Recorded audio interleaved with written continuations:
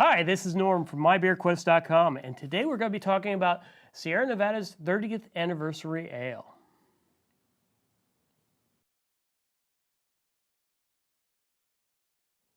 Okay, I don't know if you guys remember Paul or not, but here's Paul. Hi.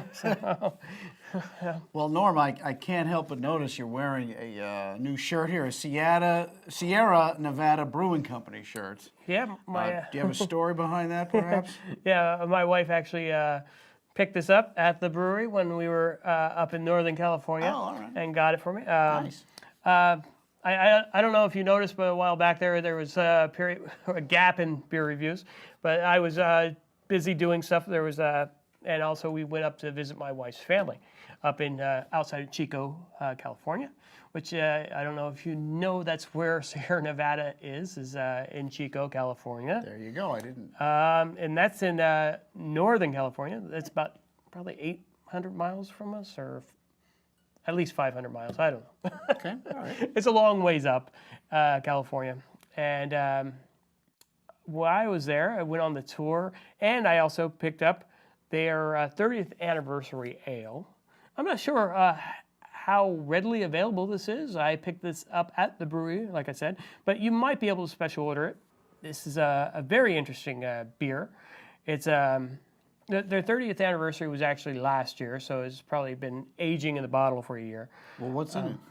Well, it's a combination of their 3 most popular beers. Wait, 3 beers in one? Yeah. It's kind of interesting. That's one of the reasons why I picked it up. It sounds really creative, but their flagship pale ale is in here. Their oak aged Bigfoot ale and their celebration ale, which the celebration ale and the Bigfoot ale are both seasonal. They do a lot of seasonal beers there. And the reason why I invited Paul is because he's been always so gracious of giving me beer. And also, this is 9.2 alcohol per volume, so I didn't think I could drink this on my own. I think I needed help. And I get it. You've always been able to help me drink beer, I can haven't help you? you with that. Yeah, I'll help you. No problem.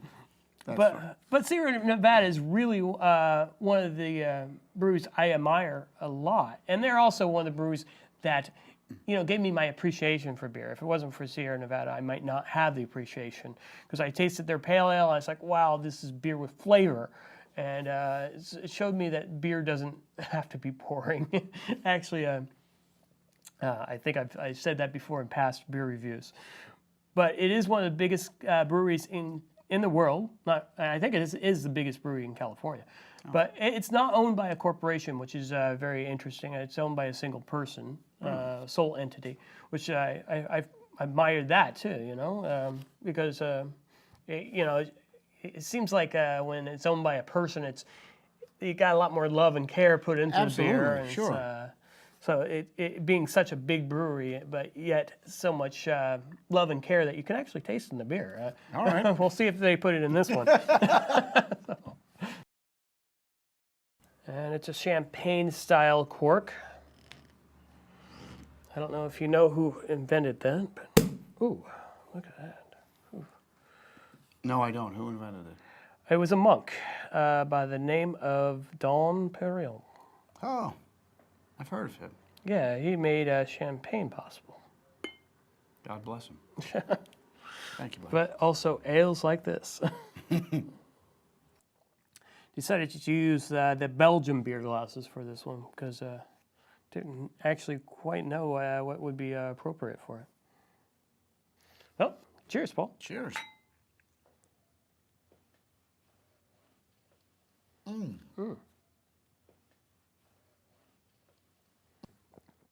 That has a really nice balance to it. I wasn't sure what to expect, but that is actually good.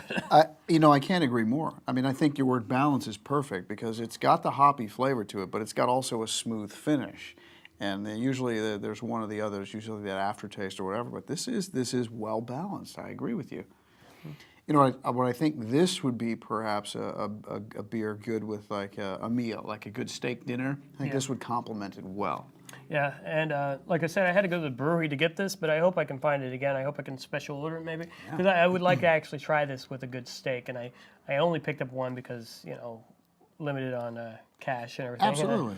But this was it says 22% aged in bourbon barrels, or so. That's interesting too. Yeah, it's so it definitely has all this sort of complex brewing techniques in Right. it, as well as just putting all the three recipes together. Well, that's the thing that interests me also. You know, I know that wines do a lot of blends, but this is my first understanding of a beer doing that.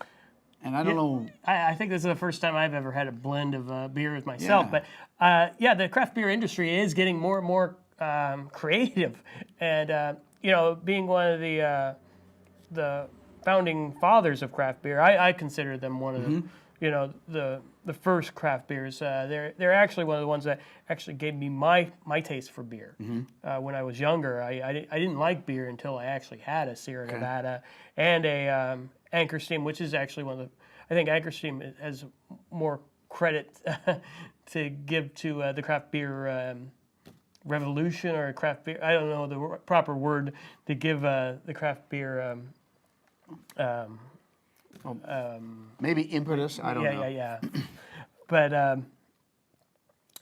they are, you know, they are getting more creative, better every year. You know, 30 years, and I think. Well, I got to figure everything's after getting 30 years, you're allowed to do a blend. Yeah, so yeah. they did a good job. better. Yeah. Well, this is a really wonderful beer. If you can find it, I definitely recommend picking it up. I had to go to the brewery. You might have to special order it, or you might have to go to the brewery, which isn't such a bad thing. They have a great tour, very informative. And if you like my videos, please subscribe, you know, and give me a thumbs up. Shows me that you care. And thanks for stopping by. And remember to enjoy your beer.